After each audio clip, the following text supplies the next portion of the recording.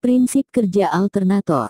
Seperti sudah dijelaskan sebelumnya bahwa alternator memanfaatkan prinsip kerja elektromagnet, yaitu memanfaatkan gerakan magnet pada sebuah kumparan sehingga akan menghasilkan arus listrik. Untuk mudahnya silahkan perhatikan gambar pembangkitan arus listrik di bawah berikut.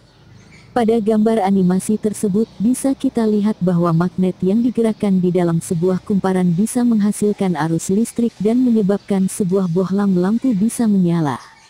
Nah, alternator secara garis besar menggunakan prinsip kerja seperti pada gambar tersebut meskipun lebih kompleks lagi penerapannya. Mengapa lebih kompleks? Salah satunya adalah listrik yang dihasilkan dengan cara seperti pada gambar di atas adalah arus bolak-balik AC alternating current, sedangkan pada kelistrikan di mobil tip arus listrik yang digunakan adalah DC, direct current atau lebih dikenal dengan arus searah. Oleh karena itu dibutuhkanlah komponen yang namanya rectifier. Untuk lebih lengkapnya berikut adalah nama-nama komponen terpenting yang ada di dalam alternator. Prinsip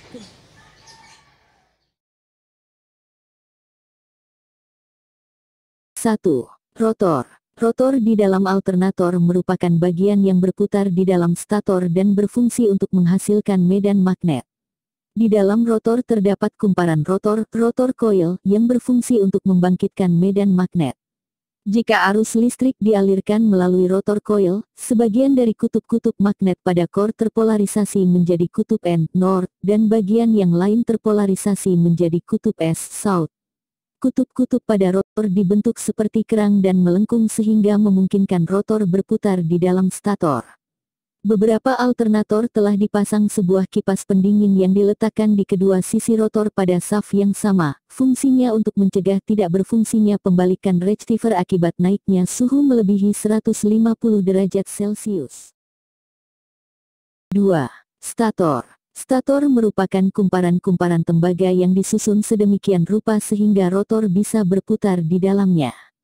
Stator merupakan bagian dari alternator yang berfungsi untuk menghasilkan arus listrik bolak-balik.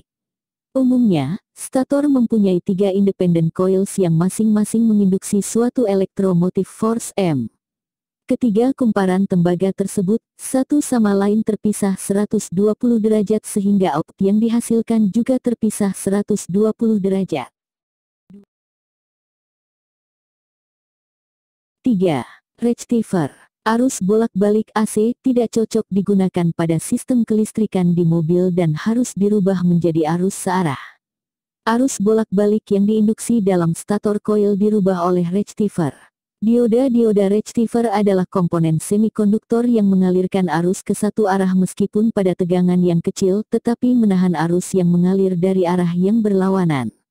Rectifier pada kendaraan juga menahan arus dari baterai ke alternator apabila tegangan yang dihasilkan alternator lebih rendah dari tegangan baterai, sebagai contoh mesin dalam keadaan diam. Hal ini mencegah baterai dari pengosongan yang sia-sia. 3. 4. Regulator. Tegangan dan arus listrik yang dihasilkan oleh stator ketika alternator bekerja bersifat tidak konstan dan tidak stabil. Oleh karena itu, untuk mendapatkan arus dan tegangan yang rata dan stabil, di dalam alternator juga dipasang regulator. Regulator berfungsi untuk mengatur arus listrik yang masuk ke dalam kumparan rotor. Jika output listrik di stator kurang maka regulator akan menambah listrik ke rotor, dan jika output berlebihan, maka regulator akan mengurangi jumlah listrik yang masuk ke rotor. Dengan begitu, maka tegangan dan arus listrik yang dihasilkan oleh alternator akan selalu stabil dan konstan.